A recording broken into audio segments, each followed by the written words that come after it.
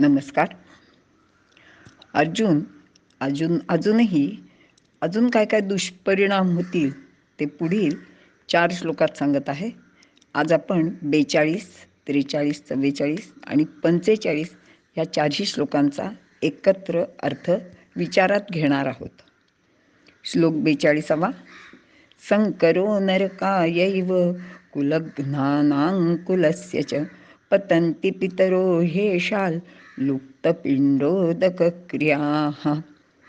श्लोक 43. दोषरेतैः कुलघ्नानां वर्णसंकरकारकैः उत्स्याद्यन्ते जातिधर्माः कुलधर्माश्च शाश्वताः. श्लोक 44. उत्सन्न कुलधर्माणां मनुष्याणाय जनार्दन नरके नियतं वासो भवतीत्यनुशुश्रुम. श्लोक 45. अहो बत महत्पापं कर्तुं व्यवसिता वयं यद्राज्यसुखलोभेन हन्तुं स्वजनमुद्यताः. अर्थ पाहूया. संकर झाला असता कुलघातकी पुरुष आणि त्यांचे सर्व कुल नरकात जाते आणि त्यांचे पितर पिंडप्रदान जलतर्पणादी क्रिया लुप्त झाल्याने पतित होतात. कुलघातक पुरुषांच्या या वर्णसंकरकारक दोषाने पुरातन जातीधर्म आणि कुलधर्म लुप्त होतात. हे जनार्दना, ज्यांचे कुलधर्म नष्ट होतात त्यांचा निश्चय करून नरकातच वास होतो असे आम्ही ऐकत आलो आहोत. अरे रे, हे केवढे महापातक करण्यास आम्ही प्रवृत्त झालो आहोत की राज्यसुखाच्या लोभाने स्वजनांना सुद्धा ठार मारण्यास आम्ही उद्युक्त झालो आहोत. विवरण पाहूया. मागील श्लोकात संकर म्हणजे काय ते विस्ताराने सांगितले आहे. या युद्धाचा भयंकर परिणाम अर्जुन या 4 श्लोकामध्ये सांगत आहे. वर्णसंकराचे महत्त्वाचे कारण असे की त्या कुलातील तरुणच या युद्धात मरण पावणार आहेत. 18 अक्षौहिणी सेनेत जवळजवळ 40 लाख इतके सैन्य होते. यामध्ये भीष्माचार्य, द्रोणाचार्य असे काही अपवाद सोडले तर इतर सर्व 16 वर्ष ते 65-70 या वयाचे लोक भाग घेत आहेत. या तरुणांवर देशाचे संरक्षण, संस्कृती, वैभव या सर्वच गोष्टी अवलंबून आहेत. देशात सर्व प्रकारचे स्वास्थ्य असेल तर स्वधर्माचे पालन चांगल्या रीतीने होते. आता इतक्या तरुणांचा संहार झाल्यावर जे लोक उरतील ते वृद्ध, बाल व स्त्रिया असे असतील. हे सर्व लोक तरुणांवर अवलंबित असतात. म्हणूनच येथे सर्व प्रकारचा संकर होणे अभिप्रेत आहे. या संकराने कुलस्त्रिया व्यभिचार करतील.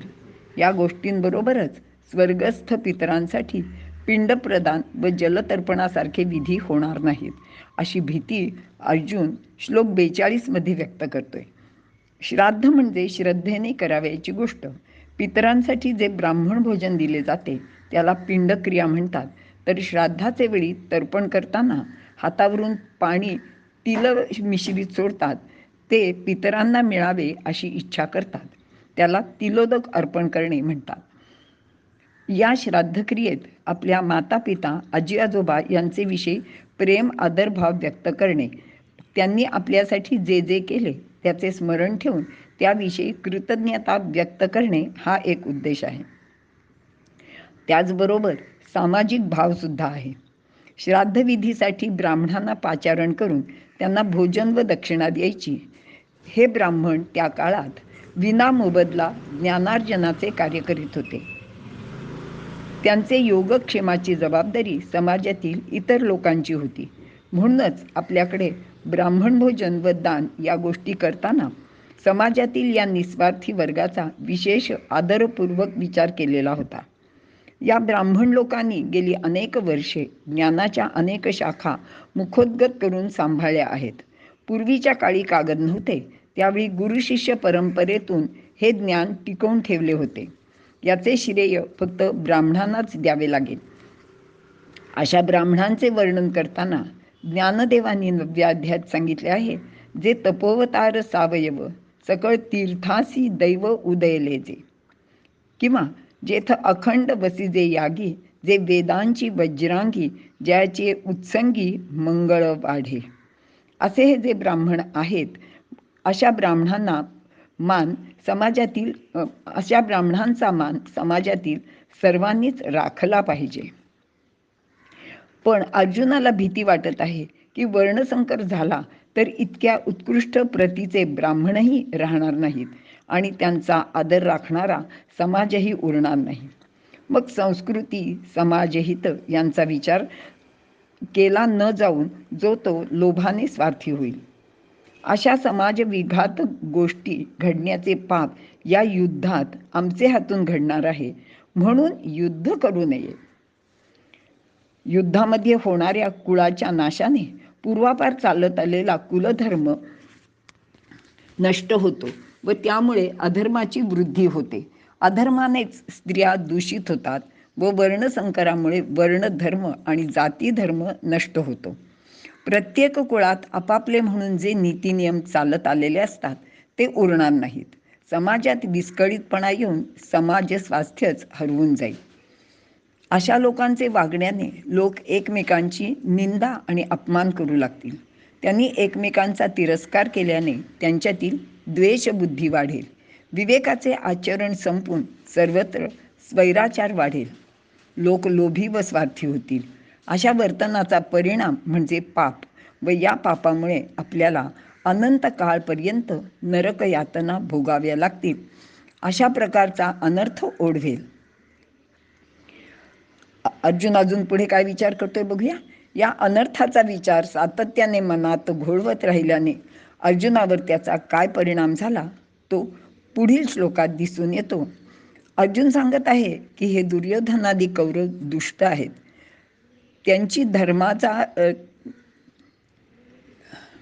त्यांना धर्माची श्रद्धा नाही. ते मोहाने पछाडले आहेत आणि म्हणूनच ते युद्धाला तयार झाले आहेत. यात विशेष काहीही आश्चर्य नाही. पण आम्ही पांडव धर्माधर्म कर्तव्य अकर्तव्यता पापपुण्य नीती अनिती जाणणारे, ते मानणारे व तसे वर्तन करणारे आहोत. तरी सुद्धा आता या क्षणी हे एवढे पाप करण्याचा निश्चय करून हाती शस्त्र घेऊन युद्धाला तयार झालो आहोत. ही फारच मोठी आश्चर्याची व खेदाची गोष्ट आहे आणि ती सर्वथैव अनुचित सुद्धा आहे. आत्तापर्यंत आम्ही गुरुजनांकडून वडिलांकडून जी विद्या प्राप्त केली, जे शास्त्राध्ययन केले, त्या सर्वांचा अनादरच आता आमच्या हातून घडत आहे आणि हे खरोखरच खूप मोठे पाप आहे. या श्लोकात अहोबत हे पद आश्चर्यवाचक म्हणून, तर बत म्हणजे खेदाची गोष्ट. अहोबत यातून पापाची भीती व्यक्त केली आहे आणि खेद किंवा दुःख या गोष्टीचे आहे की अल्पकाळ टिकणाऱ्या आणि मिळणाऱ्या राज्यसुखासाठी लोभाने पांडव आपल्याच कुटुंबियांना मारण्यास तयार झाले आहेत. अर्जुनाला या गोष्टीची भीषणता प्रकर्षाने जाणवू लागली व तो स्वतःचा धिक्कार करू लागला आणि आश्चर्य खेद संभ्रम यात निमग्न झालेला अर्जुन आणखी विपरीत बोलू लागला. ते काय ते पुढील श्लोकात पाहूया. धन्यवाद.